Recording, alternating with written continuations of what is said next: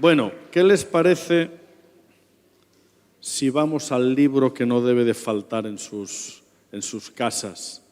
La Santa Palabra de Dios. Miren, el libro del principio y del fin. Usted sabe, hoy vivimos tiempos muy complicados, muy complicados. Vivimos en una sociedad que no tiene normas, no tiene ética, no tiene moralidad. Hemos roto la baraja de todo lo que tiene que ver con valores, con normas, con leyes. Mire, casi vivimos en lo que hoy se da en llamar la moderna época de los jueces. ¿Usted sabe cómo terminaba el libro de los jueces? ¿Recuerda cómo terminaba? ¿Cómo terminaba? Díganme. ¿Cómo terminaba? Gracias, hermana. Póngame la agüita por ahí. Gracias, muy amable. ¿No recuerdan cómo terminaba el libro de los jueces? ¿O eso de callao se lo toman ustedes muy en serio? Cada uno hacía ¿el qué? Ustedes no leen la Biblia, mis amados, ¿verdad que sí? El libro de los jueces termina diciendo que no había rey en Israel, es decir, no había autoridad. Entonces cada uno hacía lo que bien le parecía. Hoy vivimos en la moderna época de los jueces, donde no hay ley establecida, no hay normas, no está la verdad como un concepto absoluto, sino las verdades con minúscula que cada uno tiene. Por lo tanto, vivimos en una época donde cada uno hace lo que le apetece. Sin embargo, los que somos hijos de Dios, los que somos cristianos, tenemos en la Biblia, en la palabra, las raíces de nuestra fe y de nuestra conducta y también de nuestra identidad. Por eso hoy en día ser padre es una tarea muy complicada, porque hoy en día los padres compiten en la educación de sus hijos con una sociedad que ya también aquí en Perú pronto va a empezar a decirles toda esa cosa de la ideología de género. En España, a los niños en el colegio ya les dicen que un niño también puede tener vagina, si quiere, porque se puede operar y el Estado le paga la operación. Fíjense ustedes qué locura. Todo eso está llegando aquí. ¿Y sabe a dónde llega en primer lugar? A la escuela, para adoctrinar a los niños en toda esa suerte de locuras. Por eso tus hijos sí importan. Está escrito en clave de defensa. En clave de defensa de unos niños, nuestros hijos o nuestros nietos, que no podemos permitir que sean colonizados ideológicamente con todas las mentiras contrarias a la Biblia y a la palabra de Dios, ¿no?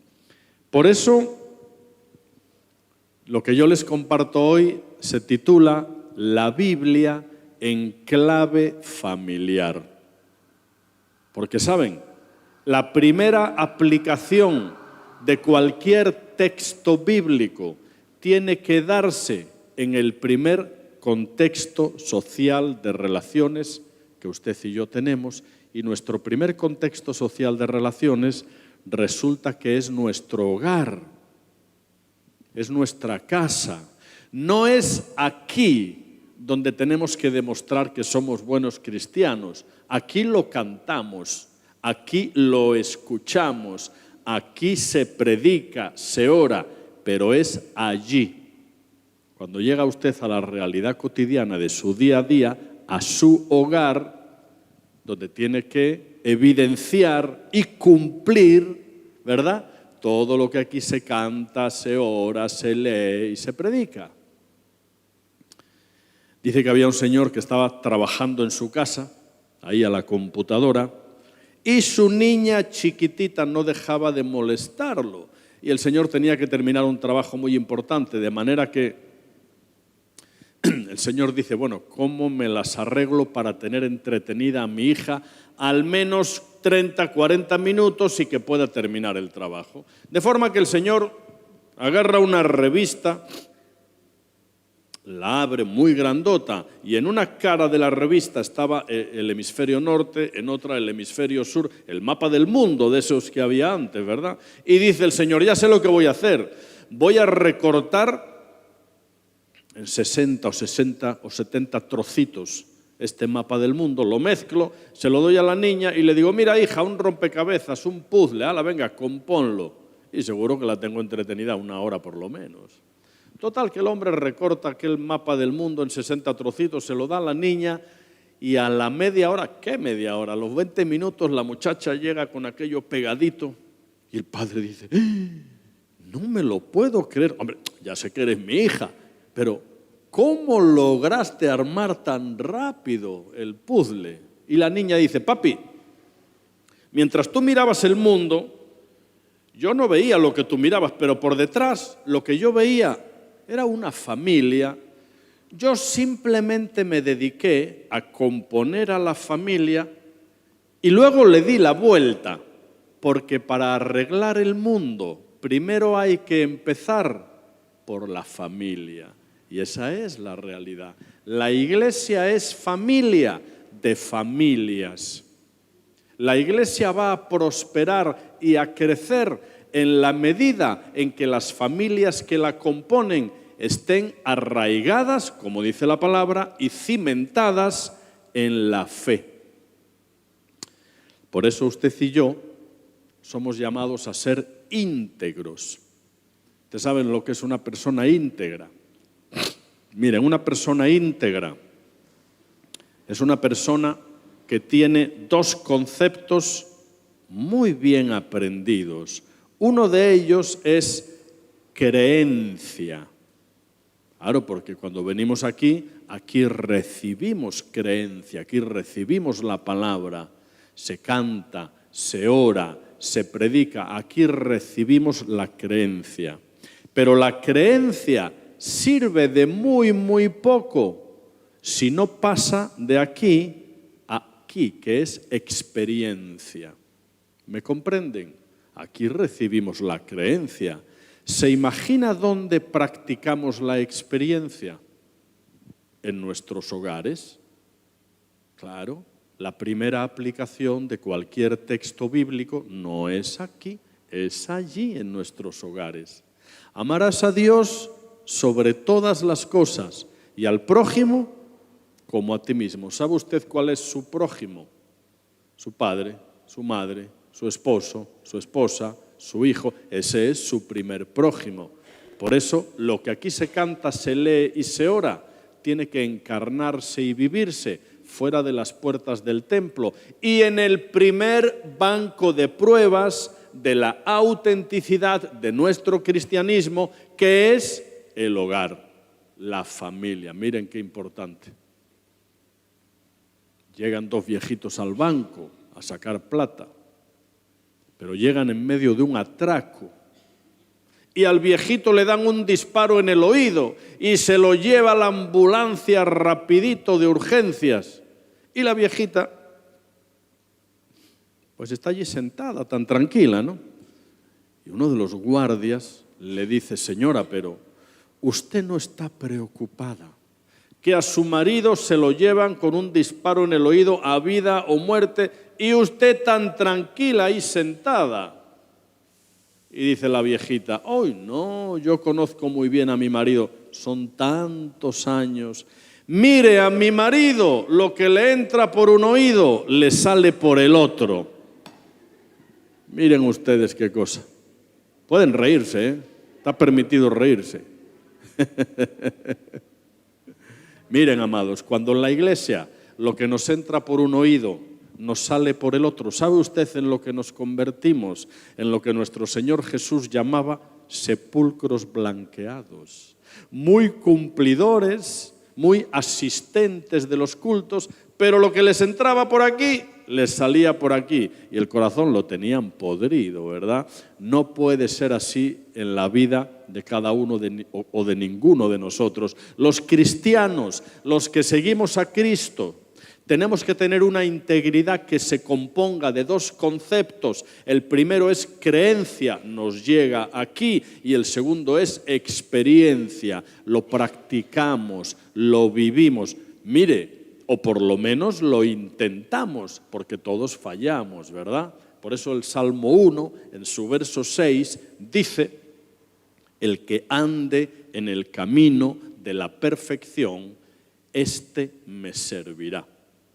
El que ande en el camino de la perfección, éste me servirá. Y en un camino a veces uno tropieza, claro. En un camino a veces uno se cae, porque todavía no hemos llegado. Pero Dios es especialista en restaurarnos de las caídas, ¿verdad? Y cada vez que caemos, podemos acudir a su presencia, pedir perdón, sacudirnos el polvo de la caída y adelante en el camino de la santidad. Por eso la familia es lo primero. Miren cómo comienza la Biblia. La Biblia comienza de una manera muy interesante. En el principio, creó Dios los cielos y la tierra. En el principio. Es decir, usted y yo no venimos de una explosión, como de pronto la ciencia nos pretende hacer creer. Usted y yo no venimos del mono, aunque a algunos lo pueda parecer. Usted y yo venimos de un diseño inteligente, donde un Dios creador de todas las cosas nos formó de forma singular y personal a cada uno de nosotros, nos dotó aliento de vida mediante su espíritu y nos puso en el jardín del Edén. Ese era el lugar donde usted y yo teníamos que estar. Un lugar perfecto. Pero de pronto llega Génesis 3, ¿verdad? Y viene a trastocar todos los planes. Pero ya en Génesis 2, 18, la palabra dice: no es bueno que el hombre esté solo, le haré. ¿Recuerdan lo que dice? No es bueno que el hombre esté solo, le haré ayuda idónea. Claro, alguien va a tener que fregar, planchar y lavar la ropa. Ayuda idónea, ¿verdad? Ya no me invitan más, ¿verdad? Miren, bajo una lectura superficial podría dar la falsa impresión de que eso de ayuda idónea, de pronto es que aquí el varón es el rey del mambo y la doña, pues eso, una ayudita. No. Nada más lejos de la realidad. Cuando usted lee el Evangelio de Juan, allá por los capítulos 15, 16, 17, de pronto Jesús les dice a los discípulos que Él se va, pero les dice: no se preocupen, que les voy a dejar. ¿Saben a quién les dejó? Al Espíritu Santo, al Consolador, a la ayuda idónea. Miren, qué interesante. Si el Espíritu Santo es la ayuda idónea, complemento ideal del creyente, la mujer es la ayuda idónea, complemento ideal del varón. Ni más ni menos, a la misma altura y en la misma dignidad. Eso es bien importante entenderlo.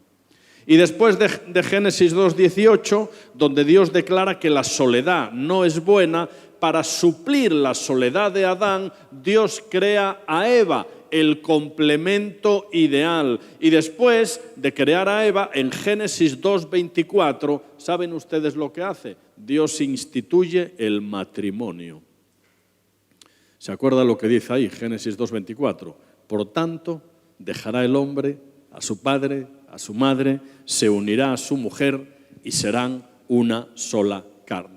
Los matrimonios cristianos tienen que legalizar su situación frente a Dios y frente a las leyes. ¿Saben por qué?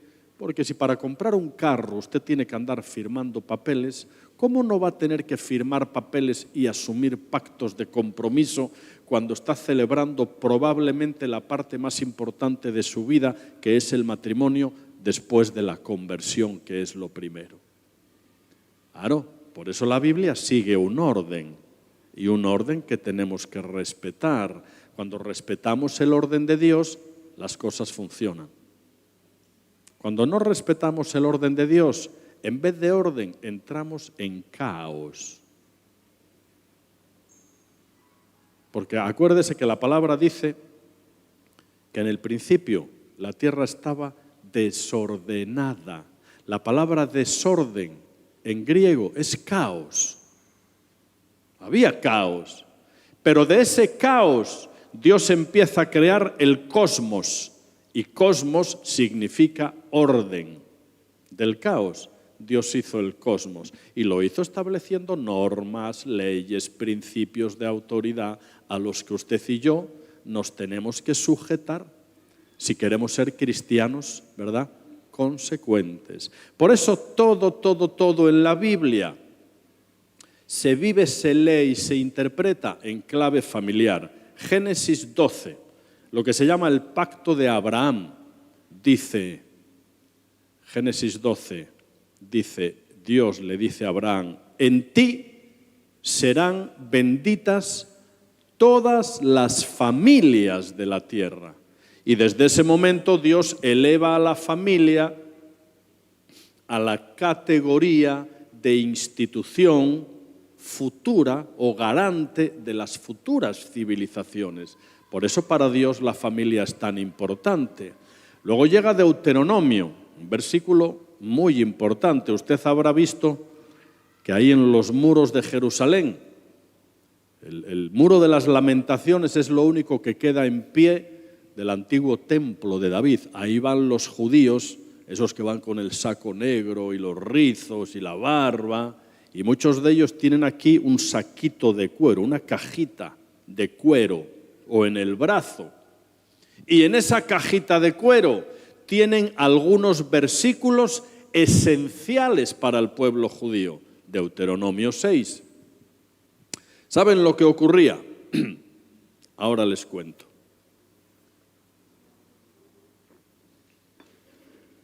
Dios sabía que su pueblo iba a ser disperso por cualquier parte del mundo. Dios sabía que su pueblo iba a entrar en contacto con culturas politeístas que adoraban a multiplicidad de dioses. Dios sabía que su pueblo iba a entrar en contacto con prostitución religiosa, con sacrificios humanos, con todo ese tipo de aberraciones. Y para que no se desviaran, Dios establece Deuteronomio 6, que comienza diciendo, oye, Israel, Jehová, nuestro Dios, Jehová, uno es. ¿Y saben lo que hace después? Elevar a la familia a la categoría de institución superior. Y estas palabras que yo te mando hoy, las dirás a tus hijos, las dirás al acostarte, las repetirás al levantarte, las pondrás en los dinteles de tus puertas, las pondrás como frontales en tu frente. Y en Deuteronomio 6, Dios eleva a la familia a la categoría de institución, garante de la identidad y de la fe. Miren qué tremendo. Las raíces de la fe no se adquieren en la iglesia. No, aquí se consolidan. Las raíces de la fe se adquieren en el hogar. Esa es la realidad. Y finaliza el Antiguo Testamento también en clave familiar, porque habla de Elías y las últimas palabras del libro de Malaquías dicen: Él hará volver el corazón de los padres hacia los hijos y de los hijos hacia los padres, no sea que yo venga y hiera la tierra con maldición. Y por lo tanto el Antiguo Testamento finaliza en clave familiar. Comienza el Nuevo Testamento en clave familiar, porque comienza en el libro de Mateo con la genealogía de Jesús, entroncando al Hijo de Dios, ¿verdad?, en un sistema familiar. Miren, Cristo tuvo 3 años de ministerio público, más o menos de los 30 a los 33. Bien pudo haber enviado Dios a su Hijo ya mayorcito, total para 3 años de ministerio público, pero quiso el Padre modelar en su Hijo lo que Él espera de todo ser humano, que nazca de una madre, sea criado por unos padres y tenga una herencia, una cultura, una generación, porque para Dios la familia es muy importante. Y aún en Timoteo y en Tito, los requisitos que la palabra establece para alguien que anhele obispado, dice: pasan porque esa persona tenga una familia en sujeción, pues quien no gobierna bien su propia casa, ¿cómo va a gobernar la casa de Dios? ¿Me comprende, hermano? Esa es la realidad. Todo en la Biblia se interpreta en clave familiar. Pero miren, en el libro de Apocalipsis, ¿sabe cómo termina la Biblia? De la misma forma que empieza. La Biblia comienza con una boda, con un matrimonio, y la Biblia termina con otra boda. La Biblia comienza con aires de fiesta y termina con aires de fiesta. Y el final de su historia y la mía va a ser que un día él, el novio, engalanado con sus mejores galas, va a venir a buscarnos a usted y a mí, que somos la iglesia, la esposa del Cordero. ¿Sabe para qué? Para participar eternamente de las bodas del Cordero. Ese es el final de nuestra historia. Pasa que mientras tanto, como dice Pablo, esta leve tribulación momentánea tiene que producir en nosotros un cada vez más excelente y eterno peso de gloria. No mirando nosotros, esto es 2 Corintios 4 del 7 en adelante, no mirando nosotros las cosas que se ven, que son temporales, sino las que no se ven, que son eternas. Qué importante, amados. Por eso qué importante en los tiempos que corren leer y memorizar la palabra. Eso es bien importante. ¿Ustedes se acuerdan de Marta y María? Claro, ¿verdad? Todos somos un poquito como Marta y María. Resulta que llega Jesús a casa de Marta y María. Claro, la hospitalidad judía exigía que al invitado máximas atenciones. Mire, había que ungirlo con aceite aromático a la entrada de la casa, había que lavarle los pies, había que preparar la comida y perfumar la estancia. Y María andaba en todos esos quehaceres. ¿Usted cree que lo que hacía ¿Usted cree que lo que hacía Marta era malo? No, ya le digo yo, es que era bueno. Alguien tenía que preparar, lo que hacía Marta era bueno. Ahora bien, las personas que no son creyentes tienen que escoger entre lo bueno y lo malo. Mire, hermano, usted y yo no. Usted y yo tenemos un poquitito más elevado el nivel. Usted y yo tenemos que escoger entre lo bueno y lo mejor. Lo que hacía Marta era bueno, pero no era lo mejor. ¿Saben quién hacía lo mejor? María, porque no hay lugar más alto, no hay lugar más grande que estar a sus pies. Y usted y yo no escogemos lo bueno, escogemos lo mejor, la presencia de Dios. Porque estar en la presencia de Dios es lo único que puede garantizar que nuestras vidas tengan la cobertura espiritual suficiente para andar firmes contra las asechanzas del diablo, contra los dardos de fuego del maligno. Esa es la realidad. Usted se acuerda del tabernáculo en el antiguo Israel. El tabernáculo tenía dos partes bien diferenciadas. ¿Recuerdan cómo se llamaban? Lugar santo y lugar santísimo, separadas ambas por una cortina inmensa bordada en oro y grana, donde estaban bordados arcángeles, máximo rango celestial, y los arcángeles allí bordados custodiaban la entrada del lugar santo al lugar santísimo. ¿Saben lo que había en el lugar santo? Había 3 muebles. ¿Recuerdan? ¿O tienen ustedes poca agricultura? En el lugar santo había una mesa con 12 panes, uno por cada pueblo de Israel, simbolizando la unión del pueblo judío. En el lugar santo había un pequeño altar sobre el que continuamente se quemaba incienso, que es comparado en el Nuevo Testamento a la vida de oración de los santos. Y en el lugar santo, ¿qué me queda? ¿Qué más había? ¿Perdón? El arca. ¿Quién habló? Que no escuché. Venga, que alguien dijo algo, repítalo. ¿Qué dijo que había, hermana? El arca. No, el arca estaba en el lugar santísimo. Luego hablamos del arca. Ahora al ratito. Pero dentro del lugar santo había 3 muebles, una mesa con los panes de la proposición, un altar sobre el que continuamente se quemaba incienso, ¿y qué más? El candelabro. ¿Cómo se llama usted? Johnny. ¿Usted es el papá de Johnny? Johnny, nada más, ¿no?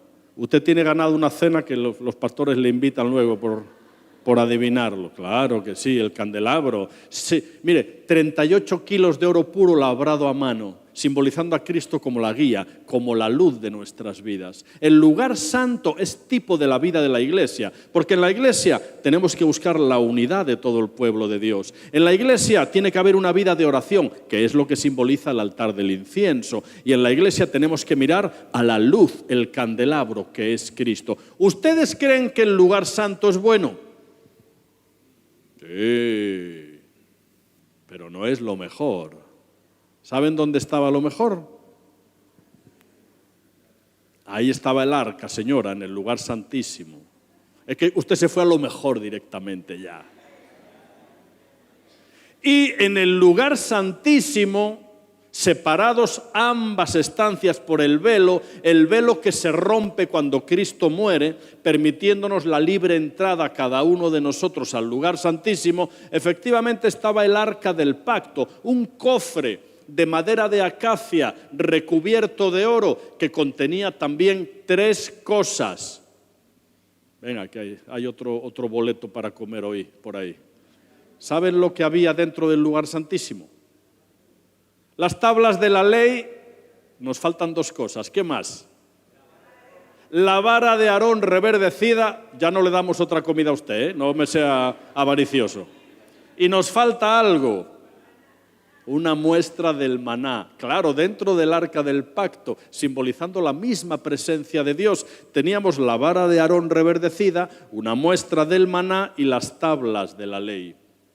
La vara de Aarón era de almendro y tenía fruto. El almendro es el árbol que primero florece. Usted se va a España a finales del mes de enero, que es puro invierno frío, y el almendro comienza a ponerse en flor, porque es el árbol que primero florece anunciando la pronta llegada de la primavera.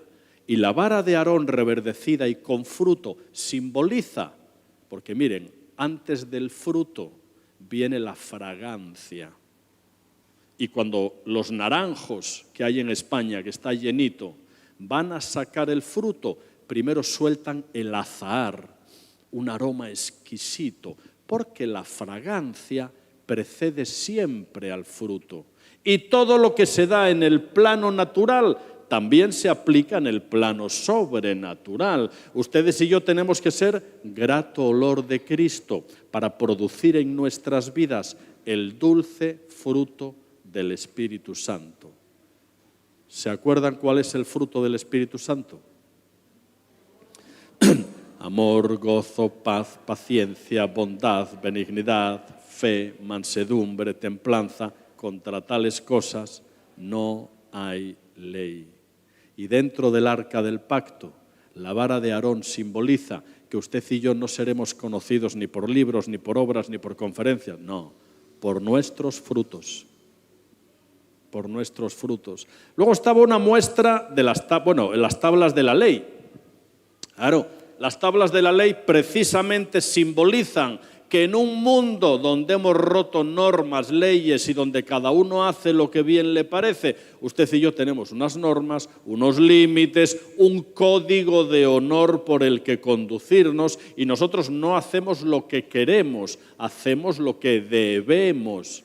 No estamos aquí por sentimientos, estamos aquí por convicciones. Y tenemos unas leyes, las leyes divinas. Y cuando andamos en las leyes divinas, andamos en el orden que Dios estableció. Y cuando andamos en el orden que Dios estableció, andamos en la autoridad de hijos e hijas de Dios. Qué importante. ¿Qué nos queda? El maná. Y entonces el pueblo de Israel, en su peregrinaje por el desierto, todas las mañanas tenían que tomar el maná. Y no podían tomar de hoy para mañana, ¿verdad? Porque aquello criaba gusanos. Y es que a Dios no le gusta la comida recalentada, ¿sabe usted? Él quiere que recibamos el maná de su presencia cada día. Porque cada día usted sale al ambiente de este mundo. Cada día usted es confrontado con los dardos de fuego del enemigo. Y la única manera de no salir en calzoncillos al ambiente de este mundo es revestirnos de la armadura de Efesios, que solo se consigue en la presencia de Dios, para que los dardos de fuego del maligno no impacten y sequen nuestras vidas. Esa es la clave.